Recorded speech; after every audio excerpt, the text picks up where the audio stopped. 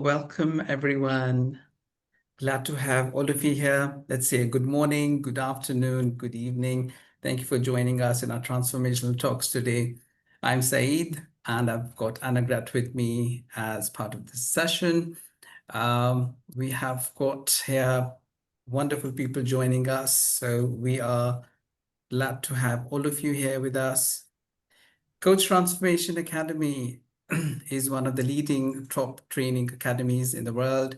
We are accredited by the International Coaching Federation, ICF, the Society of Human Resources Management, SHRM, International Mentoring Center, IMC, and EMCC, the European Mentoring and Coaching Council. We have two wonderful experts with us today, and I would like to introduce to them. But just before that, I would request everyone to please be on camera for the next 60 minutes.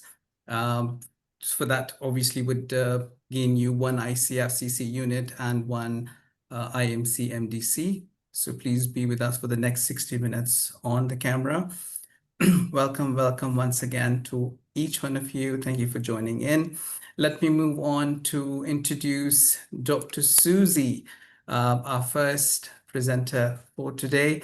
Dr. Suzi Skinner is a positive adaptive leader mindset, goal, team, and executive coach. She's an ICF, MCC, and MCC with AC as well. Dr. Suzi Skinner, PhD, is a published author, researcher, international leaderships advisor, and managing director of Raw People, a global leadership consultancy. Suzi works with individuals and teams internationally to accelerate change towards more inclusive leadership practices and build cultures of leadership at every level.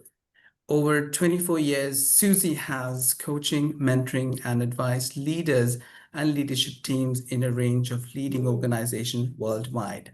She's a pioneer of evidence-based executive coaching globally and is one of the small number of executive coaches who's triple certified, a master coach with ICF, EMCC, and an association of coaching AC as well. Suzi is also a master certified EMCC global team coach and an EMCC global coach mentor supervisor. Welcome, Suzi. Thank you so much for being here with us today. Thank you, Sayed. Hi, everybody. Thank you. Moving on to Dr. Paul Lawrence, a team coach, MCC with EMCC, MCC at AC as well, an author and coach educator.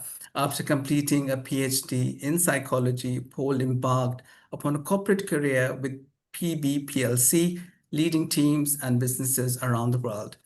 Paul then transitioned into OD roles, starting with a role leading BP's first ever global leadership program. He moved to Sydney before starting his own business in 2007. He has 5,000 coaching hours and has been published 6 books and more than a dozen academic articles and book chapters. Paul has taught coaching at Sydney Business School, University of Wollongong, teaching on the Oxford Brookes Coaching Supervision Program. He is an honorary research associate at Oxford Brookes University. His latest book is The Wise Team Coach, Crafting a Personal Approach to Coaching Teams.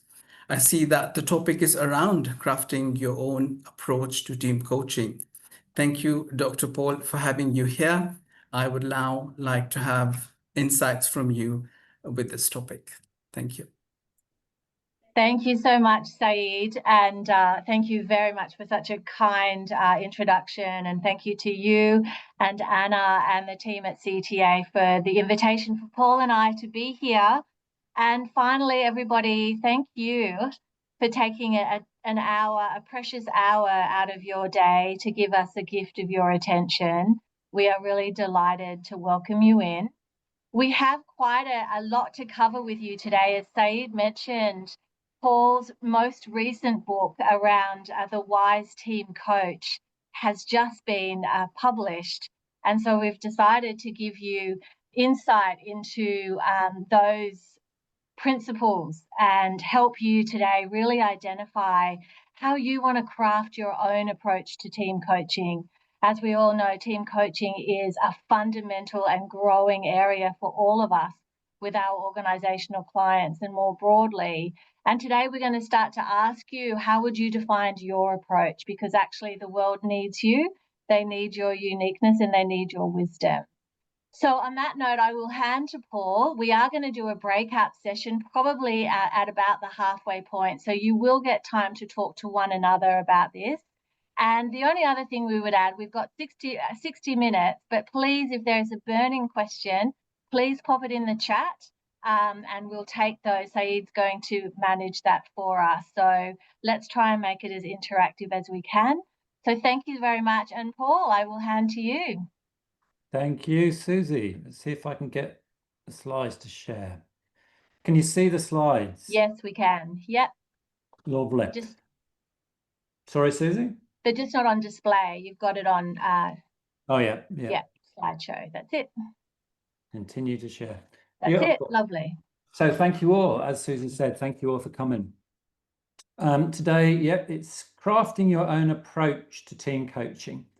This work started about 6 or 7 years ago when and I did some research into what do experienced team coaches do. And the response in that research, I spoke to 36 team coaches who I spoke to. And those team coaches basically said, well, we kind of made up what we do, and we make it up on the fly, and we make it up as we go along because it's really hard. And it's a lot harder, they said, than doing individual coaching. At the same time, and it's still the case now, you've got lots of people telling us how we should do it. So we've got various authors that will come and say, this is the way to do team coaching. And we've got team coaching competencies. But a lot of this advice conflicts.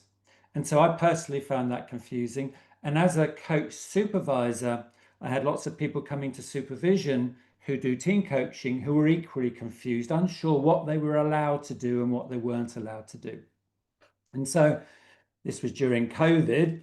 I reviewed about 500 basically every article I could find on team effectiveness. I went and had a look to see what the evidence said. Team effectiveness, not team coaching, because as we'll see, different people define team coaching in quite different ways. And I am going to just refer every now and again to the book, The Wise Team Coach, only because we're going to be taking necessarily, because we've only got an hour, a bit of a skim. And so when I refer to the book, it's almost like saying, there's some more here if you want to go read it. If you don't want to buy a book, then just shoot us an email after, because a lot of the material in there we can share with you anyway.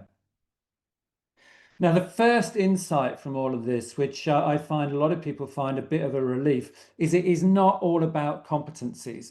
That's why we've called this presentation Crafting Your Own Personal Approach. It's not all about competencies. We do, as an industry, we like to simplify coaching and simplify team coaching into a set of competencies, because it makes us able to kind of distinguish ourselves from other people and gives us a sense that this is going to be a relatively easy thing to learn to do. All I need to do is to learn a set of skills. But actually, a reliance on competency frameworks, what it actually does in many ways is stifle innovation and creativity, because people feel, oh, I'm not allowed to do this, I've got to do this. There is very little evidence to suggest that gradating competencies by level really has any real meaning. And I say that as an MCC with the AC and the EMCC. The evidence is actually that many fairly new to industry coaches are just as effective or often as these master coaches. So if it's not all about competencies, what's it all about? And Ralph Stacey, who's an OD person more than a coaching person, did a lot of work in the leadership space, said, look, the world's too complex to define leadership in terms of competencies. It's all about practical judgment. And practical judgment is about doing the work and then reflecting on that experience and learning. It's a journey. It's a learning journey. So what are coaching competencies then? I don't want to give the impression that I'm being rude about coaching competencies. I've participated on a couple of occasions when the coaching associations have been refreshing their competencies. And what they tend to do is they get a lot of experienced coaches and they talk to them and they ask them, what do they do? And they take what they do and they distill it into competencies. And then that's what they use to accredit coaches. And then those same coaches tend to take part in the next exercise. Now, asking coaches what they do is a form of evidence, but it's not a particularly strong form of evidence. So there is no evidence to suggest that these generic frameworks, there's no evidence behind any of these. There is no evidence that these competency frameworks represent a single best way of doing things. And that kind of makes sense because you've got 3 global coaching associations and all of their team coaching competencies are quite different, as we're going to see shortly. That's not trashing the world of coaching competencies because, wow, if they've done all this work asking coaches what they do, I'd like to know what they do because that's interesting and useful. But that's different from taking the output of this work and treating it as a single definitive way of doing things.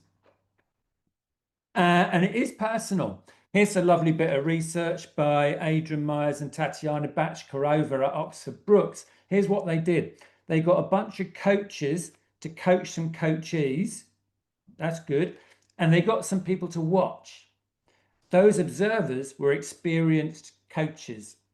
In almost every occasion, the coach and coachee were happy and the observer was unhappy. Because the observer's narrative was, yeah, but the coach isn't doing it the way I think it should be done. Even though coach and coachee were happy. That's further evidence that there's more than one way. There's an English phrase, skin a cat. There's more than one way of being a great coach. There's more than one way of being a great team coach. And if you like, you can almost plug the EMCC or the AC or the ICF into that observer position when they're doing their assessment of you as a coach. It's just one perspective. So if we can't rely on other people to tell us how we should be doing this work, then what do we do? Susie, you're going to share with us your answer to that question.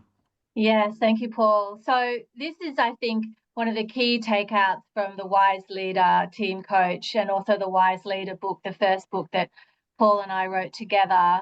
It's really asking you, in addition to the education work that I'm sure many of you have done. So as Paul said, we're not being negative about competencies. They have a place to play, right? But it's both and. What we're asking you to do is tell us and think about who you are as a team coach, who you are as a coach as well. But particularly for this presentation, what is the philosophy that you bring when you are coaching teams? What is it that you believe in? What are the frameworks that you come to rely on? And so getting very clear about your unique take, your unique philosophy being a team coach. The second one you'll be very familiar with, which is your purpose. Why do you do it? What drives you to do much more complex work, as you've heard from Paul, many more relationships to navigate when you're a team coach. And then finally, your process and practice. If we were to follow you or be a fly on the wall as you are coaching teams, what would we see you actually doing? So this is the first set of reflective questions. And if we just go to the next slide, Paul, I think let's just dive a bit deeper because I don't think, and for those of you that have heard me present here with CTA before, my first work was absolutely grounded in identity, who you are as a coach. And that's where the philosophy question goes. It asks you to get very specific. And what I like about this frame, not just around your values and beliefs, although that's fundamental to how you show up, but getting you to cast your mind back over your career, over those experiences that you have that have really shaped how you show up and what you believe in. And then the third piece here is, as I said earlier, not just knowing what models you rely on, particularly when you're a team coach, but knowing why. Why do those particular models resonate with you? What does that say about you and your philosophy as a team coach? And then, Paul, if we go to the next slide, if we go deeper on purpose. So actually, one of the core questions that I love that Paul asks all the time, And I think it's something we get to ask ourselves, which is, how do you know you're doing a good job? So when you are in those team coaching complex dynamics and you are working with a team for 6 months or 12 months, what is the criteria or the signpost along the way to help you know that you are actually heading in the right direction, that you are actually doing well with that team? And what we have found when we've asked coaches this question is, as you would expect, we get completely different answers. So again, this is about you doing a deep dive into your own unique purpose. And Paul, if we go to the last piece of the 3 Ps, it's the practice. It is fundamentally about being a fly on the wall. And I think what's best, one way to orient to your answer on this is often when you're team coaching, we do it with others. We might co-coach with another coach that we bring in to seek that feedback, to really get clear on what is your orientation when you are in front of that group, in front of that team. What are you paying attention to? You know, as an example, I know for myself, I'm always focused on strengths, the whole positive psychology that sits underneath teaming. But you may be someone that's focused on structural dynamics, right? And looking at how the team is actually interacting. So again, we want you to have that, what we call next level self-awareness, to say, this is who I am, not just in terms of my philosophy and my purpose, but this is what you will see me doing. This is what you can expect from me. Paul. Thank you, Susie. So the 3 Ps, that is the framework. That is the framework that we can use to define who we are as a team coach, and happily acknowledging and celebrating the fact that we may be different to other team coaches and equally effective. Now, it takes a while it's a good reflective exercise to work out who am I as a team coach. But we encourage you right now just to start thinking about it with regard to 5 debates out there in the team coaching world. These are areas where not everyone agrees, but a lot of people have strong opinions. There's 10 debates in the book. We just haven't got time to go through them all today. So we've picked 5. So we're going to take you through these 5 debates. And as we go through it, you might want to take a screenshot of this screen if that's helpful.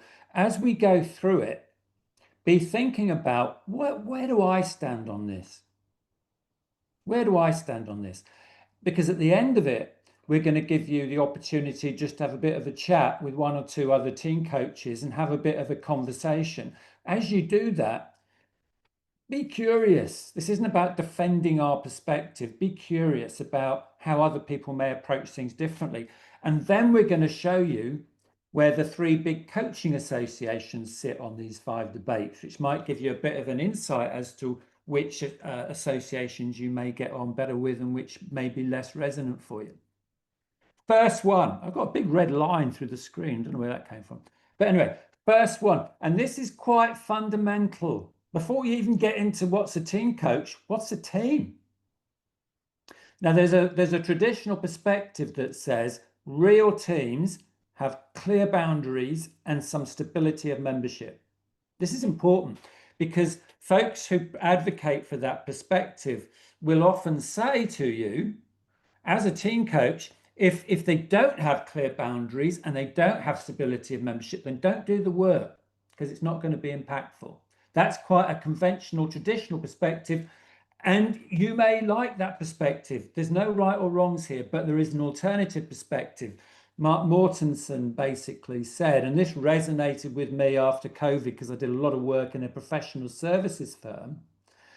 It's lovely to be able to say that's the team and have some stability. But the reality is, in a lot of contexts, people are coming and going and coming and going and coming and going. The reality is, in a lot of contexts, the team that shows up for this part of an assignment might have this person in here because they've got an IT expertise and this person here because they've got another expertise. And then the next day, the team's changed again. So he says, it's a lovely idea, this stable idea of team, but it might not reflect reality. And again, that's important because I remember starting out as a team coach, following the advice on the left hand of the screen, where there was one team, I never actually got to work with them because When I first started, there was a new person coming along in a month, and then they came along, and then there was another person coming along a month after that. We never actually did the work. So, question, no right or wrong, where do you lean toward on this? Where makes sense to you? That's debate number one that we're going to talk about. Number two, what does a team coach do from a broad perspective? Now, Murphy and Sayer said, this is in a nice book, but they said, look, all you do, this is what you do as a team coach, you work with the team, the intact team. If you're working with individuals, that's not team coaching, you're working with the intact team. Does that resonate for you? Because Peters and Carr and actually Wagaman and Lowe suggest otherwise. They say that as far as they're concerned, team coaching includes helping the leader actually design the team and assess the team and decide how many people there's going to be in the team. Moreover, Wagaman and Lowe say that about 60% of the value that you can add as a practitioner to the team is getting that preliminary stuff right. And then 30% is getting the team launch right. So they're saying that the work we do, if we're on the left-hand side, is only about 10% of the value that we could add. That's quite an important question, I think. So where do you sit on that debate? What is the broad scope of a team coach? And there is no single right answer. This one, I like this one. How important is it to you to be able to differentiate team coaching from consulting, from teaching to team building, blah, blah, blah, blah, blah? How important is it? Because for a lot of people, it's very important. And if you read the introduction to the ICF team coaching competencies, they've got a big table there that differentiates all these things. And one of their competencies is you must always let the team know what you're doing. Are you training? Are you building? Are you blah, blah, blah, blah, blah. Yeah. Now, and that's a very popular view. And if that's your view, you're in the majority. The consequence of that, though, is you're going to be switching hats a lot. You're going to be working with the team saying, okay, I've got my coaching hat. You just need to know I've put my training hat on. Now you need to know I've got my facilitation hat on. And my own experience says teams really don't want to know. They just want to know, can you help? Why do we need to differentiate all of these different activities? The answer given is so the client knows what team coaching is and they know what it isn't. But there's a bit of a logical issue with that. Number one is nobody at the moment actually agree. No, the team coaches don't agree. But even if one day the team coaches all agree, that doesn't mean that all the facilitators and team builders and consultants are going to agree. If we decide team coaching is all about team dynamics and facilitation isn't, that isn't going to help the client if all the facilitators are all telling the client that they do team dynamics too. So, interesting one. And I'd say the majority of people are on the left. You probably heard I'm probably a bit towards the right. No right or wrong answer. Where do you sit on that debate? Debate number 3. And again, these are all practical. This isn't conceptual stuff. When you go and talk to a client about what you do and what you don't do, you need to be pretty clear about it if you're not going to get yourself into a bit of a mess. Is my experience anyway. Number 4, this one's a bit more sort of practical, maybe. How big should a team be? Yeah. And I love this saying from Georgina Woodster, this quote: more than 8 slows decision-making right down, and the team quickly becomes a drag on the wings of the organization. There's this conventional wisdom that a team should be somewhere between 4 or 5 and 8 people. And again, I've read lots of advice from experienced folks who say, if the team's got more than 8, don't do it. Don't do it. However, Lucy Widdowson, Paul Barber, they wrote a book, 2021. They said, without taking away from the challenge of working with larger teams, we've both been involved in effectively coaching teams of over 25 people. Would you do that? You kind of need to know, because if a client says to you, can you come and work with our team? We've got 16 people on it. Yes or no? Now, in answering this question, it kind of comes back a bit to the first debate, because if you believe a team is a stable entity, then maybe you lean towards the left a bit. Let's make it a stable entity with a reasonable number of people. But if you lean towards the right of that first debate and you think it's perfectly fine for people to come and go as they're useful, then the makeup of the team is going to be more fluid and dynamic. And you're going to think the people I want in the room are the people who are focused on this particular objective. And if that's more than 8 people, I can find ways to do that. No right or wrong answer, though. Where do you sit? What do you say to a client when they say to you, how big a team are you prepared to work with? The last debate that we're going to talk about today, this is a really interesting and important one as well. Can you and are you prepared to work with the team and at the same time do individual coaching with the members of that team? Are you prepared to do that or not? I'm going to go straight to Jill Gray's research. Jill Gray's did some research at Oxford Brookes.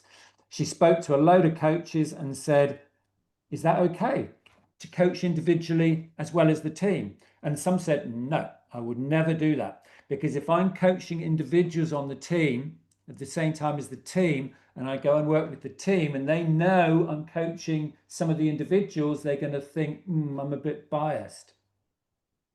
And if I'm working with individuals and they share stuff with me and they say you're not allowed to share that with the team, then I risk getting dragged into a mediator role. Other coaches said, yep, I'll work with individuals too, because I get such a much better understanding of what's going on here. Yes, I have to manage those boundaries, but I feel competent to do so. And the same applies to coaching the team leader. Is it okay to coach the team leader as well as the team? Some people say no. Some people don't just say it's okay. They say I must be coaching the team leader because that's one of the key people with whom I need to contract. So there you go. 5 of the 10 debates, no right or wrong answer. What we like to do now, before we just carry on talking, is put you into rooms of about 2 or 3 people until 22, I think, Susie. Do you want to, is that right? What do you think? Yes, that's right. Do you have a slide on the breakout instruction? Yeah, so I've just put in the chat, everybody, the screenshot Paul suggested. So if you can download that, it has all 10 of the debates. But as Paul said, choose the 5 that we've just run through. I hope you can see that these are actually very practical questions asking you to think about when you're contracting with a client, what are you prepared to say yes to? And I think that last one in particular about coaching individuals and the team is a really important one. So we're going to break you into trios. And why don't we do 10 minutes, Paul, given yes. Anna, are you okay to do 10 minutes? All right, everyone. So we'll see you back. We're not going to debrief this, but you're welcome to ask questions in the second half of the presentation. So enjoy some time to just get to know each other's 3 Ps. Thank you. All right. So you've had Susie introduced us to the 3 Ps. So hopefully we got you thinking through that lens of what's my philosophy, what's my purpose, what's my practice. And some of that you started to test and probe or continue to test and probe if you've done a lot of team coaching in the past. And you've put yourself somewhere along that scale. Out of interest, here's where the 3 coaching associations, I think, sit on those scales. It is just my interpretation based on having actually gone through 2 of those accreditation schemes and also spent a lot of time talking to the people who put them together. So team, did you think of team as stable entity or as team something that's more fluid? As I said before, the ICF sits very strongly on team as stable entity. It's there in the introduction to their competencies, and it's actually one of the competencies. You must make sure the team know what you're doing, what hat you've got on. The AC is a bit more ambivalent. The EMCC leans more towards that stable entity space. Scope. Is your scope broad or narrow? None of the coaching associations talk specifically about the role of a team coach in terms of helping a team leader select their team. So none of them are over there towards the right. The ICF in their competencies are very much in that more narrow scenario. Is it important to distinguish all these different roles? It is for the AC and the ICF. That's quite explicit. Is team size important? EMCC, AC don't mention team size. ICF imply in their competencies that you will have a certain size of team. Is it okay to coach team and members at the same time? The ICF in their competencies include some lines around the work that you're doing with individuals. Again, EMCC and AC are more in the middle. So in fact, there's only one area that I could find that all the three coaching associations really agreed, and that was they all agreed team dynamics are important. So the point here is not who's right. That's not the question for me. The point is the way all these coaching competencies came about was you got a load of coaches who decided amongst themselves what they thought. So what you basically had was a lot of coaches having a collective conversation around their 3Ps. You've got 3 different sets of 3Ps, see 3 different sets of experiences, values, beliefs, and favorite models. And so what I'd say to you is that your 3Ps are potentially just as valid. There is a difference between saying, here's my 3Ps, here's how I coach, just kind of plucking opinions out of the air, and actually being very critical and rigorous in your own thinking. But if you're being critical and rigorous in your own thinking, then I would suggest your own 3Ps are just as valid as the work that the coaching associations have done. So we talked about your philosophy and how that kind of shows up in your practice. I want us to talk now just briefly about that second P, your purpose. Because when I talk to some people about this purpose one, some people say, isn't it a bit obvious? My purpose is to help teams become more effective. But there's more to it than that. And we, in writing the book, we spoke to 51 team coaches. We asked them, why did you do the work? But we asked some sub-questions, questions like the one that Suzi mentioned. How do you know you're doing a good job? Who do you think of as being your client? Questions like that. How do you know? What would make you leave a coaching assignment? Those sorts of questions, which are all related to purpose. And the answers that came back were quite different in many respects. So as you're listening to these, have a think about what your purpose is as a team coach. Why do you do it? These were the sub-questions. So you might ask yourself, who are you ultimately trying to help? How do you decide if you've done a good job? Where does your purpose come from? That's the link back to philosophy. And can you sense your purpose shifting as you do more work? Now, here's one. This quote illustrates the link between purpose and philosophy. Your philosophy, purpose, practice, if they're really thought through, they all connect. And this person, if you read about their purpose, it's full of values and experiences. Basically, this person said, I was a senior manager in a team. I had an influential job, but I felt powerless because I felt that team was so badly led. I had to go. It was miserable. I don't want anybody else have to go through that. That's what's driving me. Equity, that's a value. Fairness, that's a value. Being a good human. That's why they do the work. You can see the connection between purpose and philosophy. Depth. Some people did say, yeah, I just like to coach teams. I like working with teams. This quote, I really like this quote because this person's basically linking the work that they do with teams towards how they contribute to society. Really nice. I shared this with a group of people in the book launch in Sydney, and someone put their hand up and said they didn't like this at all. It all felt a bit wishy-washy, blah, blah, blah. Again, it's not whether it's wishy-washy or not. The extent to which definitions like this resonate, think about that. Your response is telling us something about your 3Ps. Not everyone agreed. What's your client? Who's your client? Who is your client? And probably about half the people, more than half, said the team. That's who I'm committed to, the team. Relationships with other stakeholders, important, need to be negotiated, but the team is my client. Whereas some other people said, essentially, in different ways, the organization is my client, and I'm working with teams to help the organization as a whole. So two quite different purposes, actually, in terms of who am I here to help? This question, which is the question we'll leave you with in a moment, just to think about, because if you choose not to regard a set of coaching competencies and someone's testing of you, assessment of you, as a definition of doing a good job, how are you going to decide if you're doing a good job? And again, about half the coaches referred to an external measure. So basically, we agree outcomes with the team at the beginning. And if we achieve those outcomes, I've done a good job. And if we don't, I haven't. That sort of makes sense. But not all, you can get yourself, some teams, you've got different stakeholders saying, yeah, that was good. And some saying, no, that's not good. Getting a clear, definitive perspective from the client as to whether you did a good job or not is not always possible. So where are you going to look? And a lot of the coaches looked inside.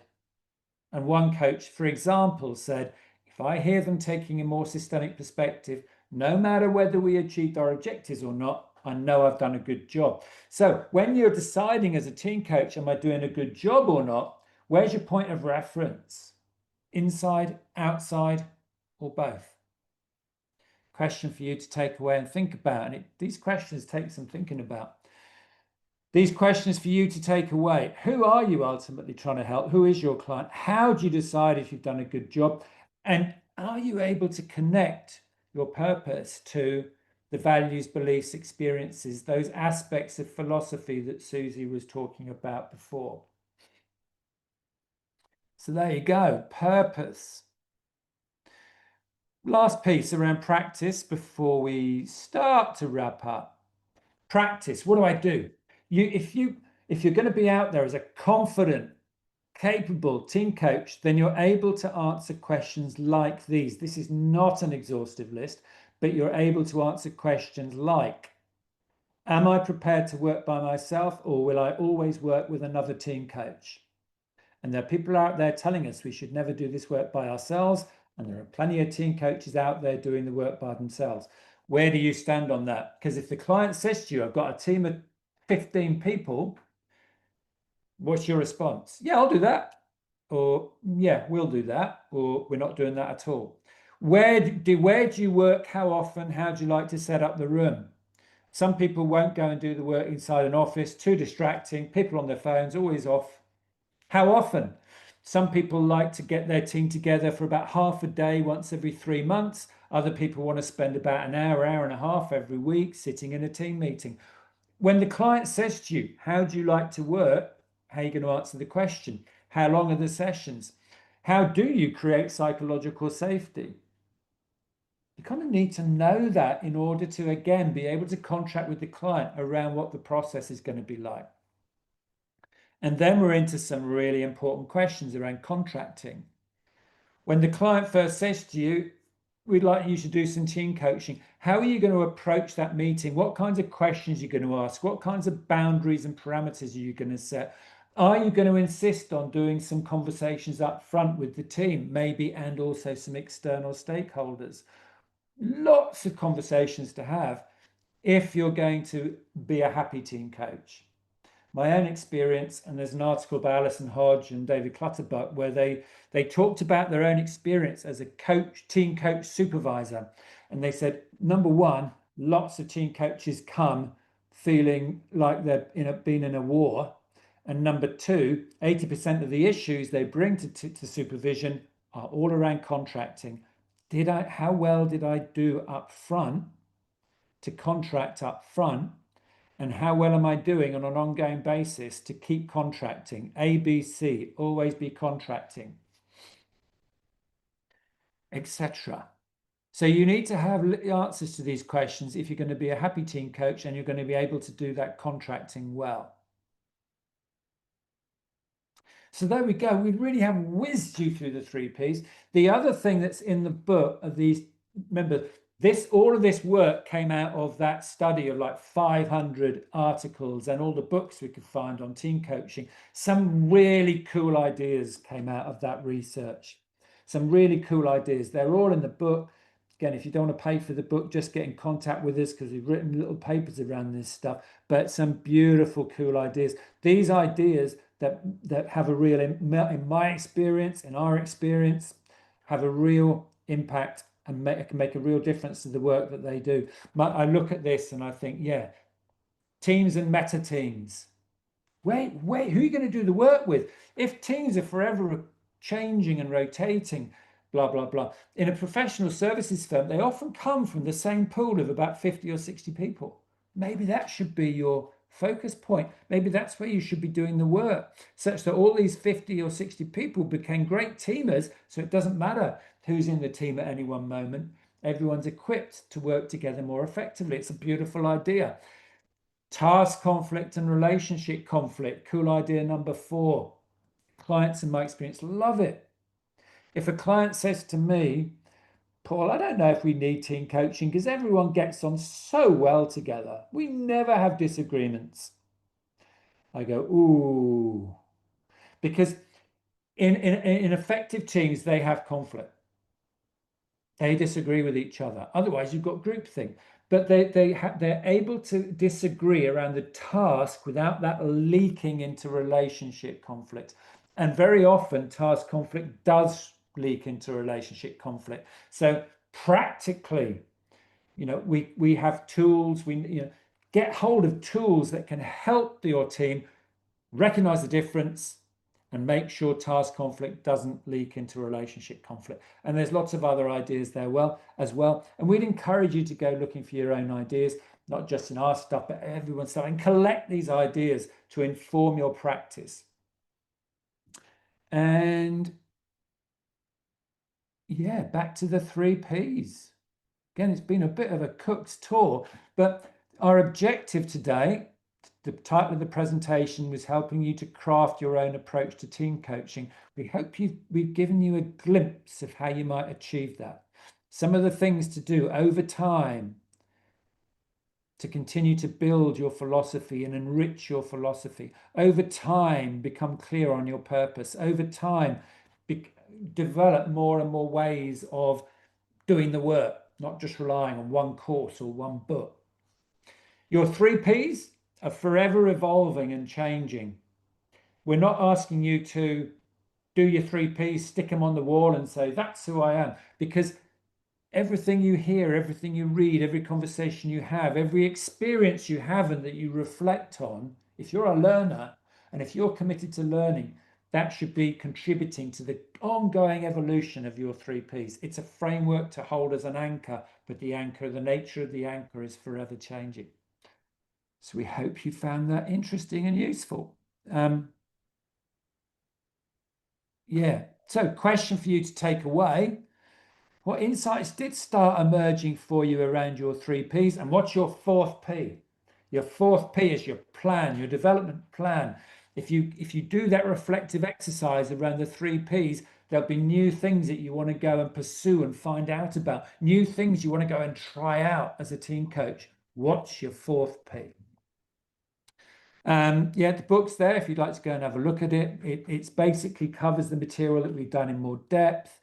And here's us. We'd love you to link in with us. And if we don't have a lot of time for Q&A now, but we love to take questions and have conversations about this stuff. And I think we've got about 5 minutes for a Q&A, which is good. Any questions? What do you reckon, Susie? Yeah, we've got a good 5 minutes. So I think the thing that comes up for me, it's lovely to see everyone thinking, right? I think for me, this is asking us to really do that reflective deep dive and give ourselves permission to let it evolve. So question is, what are your 3 Ps as a team coach and what are your 3 Ps as a coach? Because actually they can be a bit different. What you'll do with it one-on-one versus what you'll do in a group setting is also really helpful. And the clearer you are with your clients. And that's joy, particularly in a team coaching space. Would anybody like to share any reflections or any questions you'd like to ask in the last few minutes? I would suggest to please raise your hand so we can have people one by one. Is it Faiza? That's Faiza, yes. Yes, Yeah, yeah. lovely. Hi. I thought team coaching is very easy. And after listening to your training this thing, my perspective have changed a lot. And it really requires something, to dig deep. And it has made me think a lot. I mean, I've gone into a reflective process, honestly speaking. These 45 minutes have changed my perception of team coaching from here to here. I have had a 180-degree shift, and I find it great. Thank you so much for sharing such good material. Thank you so much. You're welcome. Wonderful. How wonderful. Thank you for the feedback. Rebecca. Hi, my reflection is I love the way you outlined the 10 lines and going through and showing the variability and saying, actually, that's okay. You need to find your own. And that was really motivating because I went into it kind of, we kind of made it up as we went along. And yet, actually, to have the 3 Ps and to really think about how you want to do it, and that adds value, is really liberating. And then actually, my question to you is, what do you recommend in terms of a qualification? I'll let Paul take that one. All right. Yeah, that's a good question. So we have our own programs, and our programs are based on it's based on all the data that we've shared with you and your 3 Ps, and that's always an offering. If you don't like the 3 Ps and you like the idea of someone telling you what the competencies are and how to do it, then there's other programs out there. But whatever program you choose, personally, I think of team coaching as an ongoing journey. If I go and do one program, the danger is I come away from it thinking, and that's the way to do it. And it's not the way to do it. It's a way to do it. And so as you go, as you carry on your journey, I'd be dipping in and out of, or going to other people's programs, because ultimately it's your 3 Ps. And listening to how other people do it and listening to what other people have to say about it, it all informs your 3 Ps, as opposed to going to a course thinking, I'm going to a 3-day course, it's going to tell me how to be a brilliant team coach, and that's all I need to do, which for me is a very concerning perspective. Yeah. Thank you. Thank you, Rebecca. Great question. As you can see, it depends, right? The answer is it depends. Sarah, go ahead. Yeah, first of all, I really want to thank both of you, Suzi and Paul, for this wonderful session.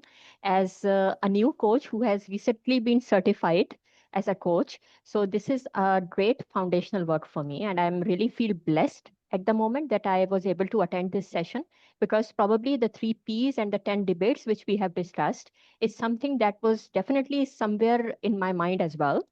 But today's session has been really thought-provoking and very reflective for me. So thank you very much once again, both of you, for this wonderful and insightful session.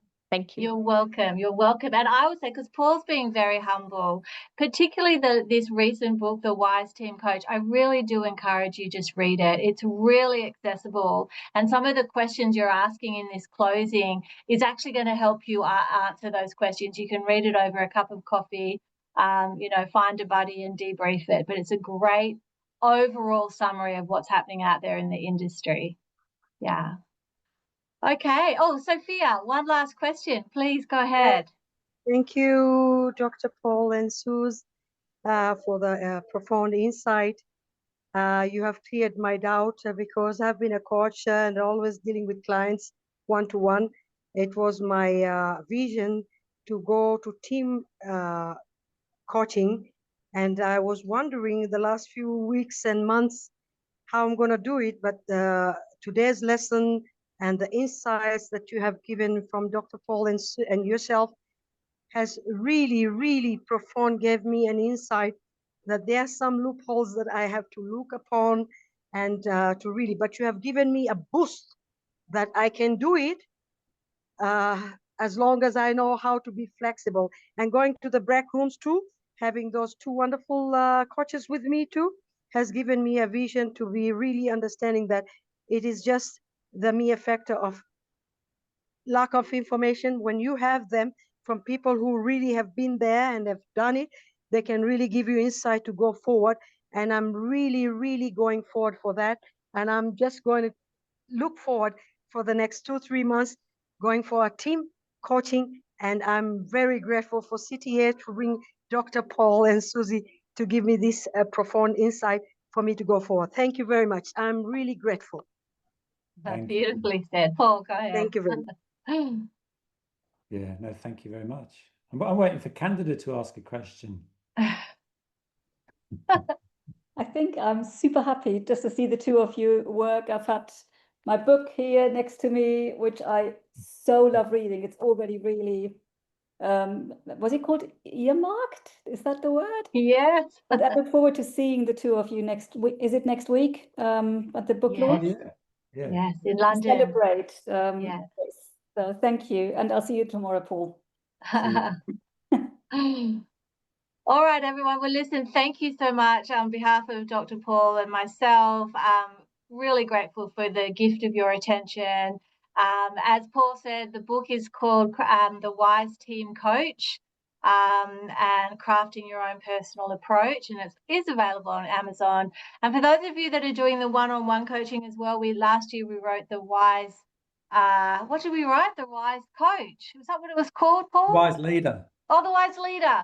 Yes, so that also has 3 Ps in it too, but just do the deep dive from today. Do the reflective work because, as we said, the world needs you. So thank you to CTA and the team, Saeed and Anna and Nikki. Thank you, Dr. Suzi and Dr. Paul. It was wonderful having you here. Thank you so much for the insights.